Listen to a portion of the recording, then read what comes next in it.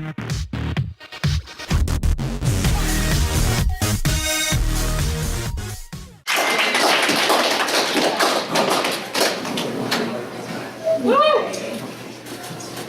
this is called This Was the Last Time.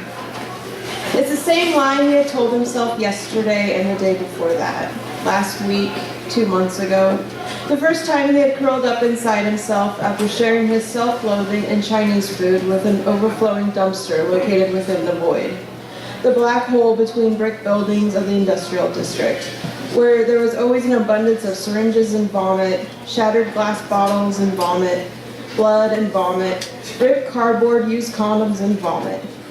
The void where people like him existed, where wads of cash fell from the fingers of hypocrisy into the hands of those who, in reality, had the city on its knees. Bat would spend the afternoons watching, always standing just within the shadows, invisible except by those who knew who he was and what he did. However, no acknowledgement was ever made.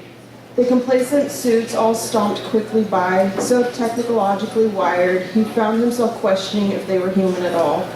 But robots don't taste like salt.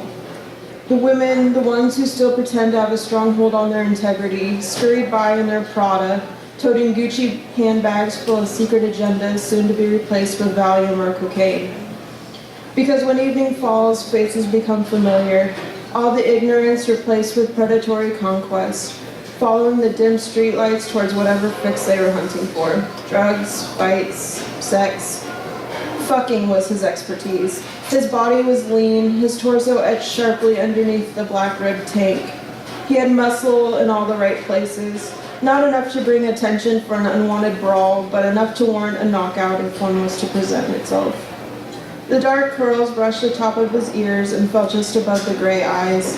The glint always read lustful to potential customers. This made him a damn good liar. Bat only felt shame, anger, and hatred. They never gave their names and he didn't want to know. He knew them all by their precautious stances, the way they would lean against the corner of the brick wall, the exchange of payment and sweat, either from first-time nerves or excitement. He knew the smell of their expensive colognes and aftershave, the way it mixed with the trash the farther into the void they walked.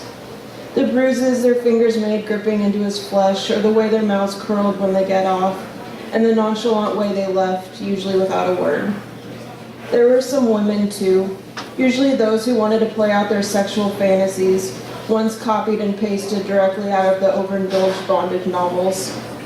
Then there were those few who searched for a sense of security, a longing to feel loved without having to compete with a Photoshop stock market.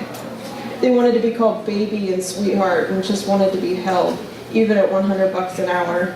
He felt sorry for them, especially when they begged for his real name, Jeremy.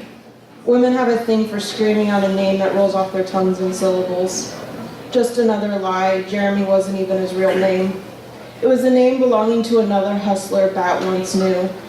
He had been found strangled. The gold silk tie had been left knotted around his neck, engraved cufflinks found in his mouth. People died in the void all the time, and the police stayed out of void issues, as long as all deals stayed within the perimeters and the department received their monthly 30% cut in all business transactions. Bat had to help drag Jeremy's body out into the street just so the transporter would pick him up. This was the only hope for void bodies to get a burial. Jeremy wasn't the only one. Bodies of broken boys had begun to pile up with the same MO. Bat had even gone as far to speaking with Durango, the void's accountant. But whatever he had to say couldn't compete with 6 ties, 12 cufflinks that were pawned for roughly 27 grand. No hustler, not even Bat, could fuck his way into that much money.